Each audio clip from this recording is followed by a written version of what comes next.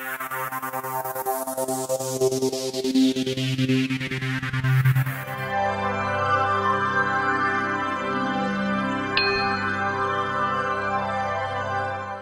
day, Internet people!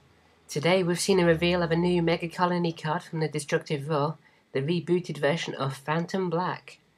The original Phantom Black was an 8k vanilla grade 1 for Mega Colony, but the new one has a skill on top of the 8k power and increased 10k shield.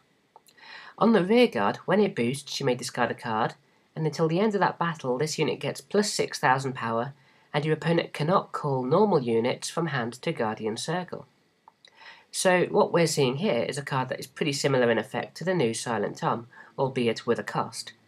Arguably it could be more versatile than Tom, since any of the skills of the unit it boosts would occur on top of the guard restriction and the power, at the price of losing one card from your hand, which of course can be one of your Protect gift markers. But what we really want to talk about here is the guard restriction in the V format. Phantom Black is the fourth card we've seen so far with some form of guard restriction. As stated earlier, it's very similar in many respects to Silent Tom. We've also seen guard restriction from Nova Grappler's Battledore Fighter, who has an ability whereby a unit can be made to require 2 cards to be placed in the Guardian Circle if your opponent wishes to guard, even when 1 would just suffice. So, of course, the big one is Dragonic Waterfall, who completely blocks Sentinels, and that also includes the Protect gift markers. So it's safe to assume that guard restriction is here to stay as a mechanic in the V era of Vanguard. Is this a good thing?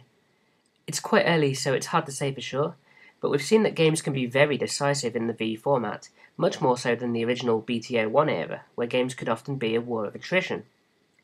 So, with guard restriction appearing for no less than 4 clans in some form within the first few months of the new format, we can assume we'll see a lot more of it in the future. So, how do you guys feel about this? Do you think it's a good thing for the game, or were you hoping to see less guard restriction in standard format? Do you think deck building will change to compensate for it? We'd really like to hear your thoughts on this one. As always, leave your comments and thoughts in the comments down below, and we'd love to see some discussion on this subject. Thanks for watching, and we'll see you next time.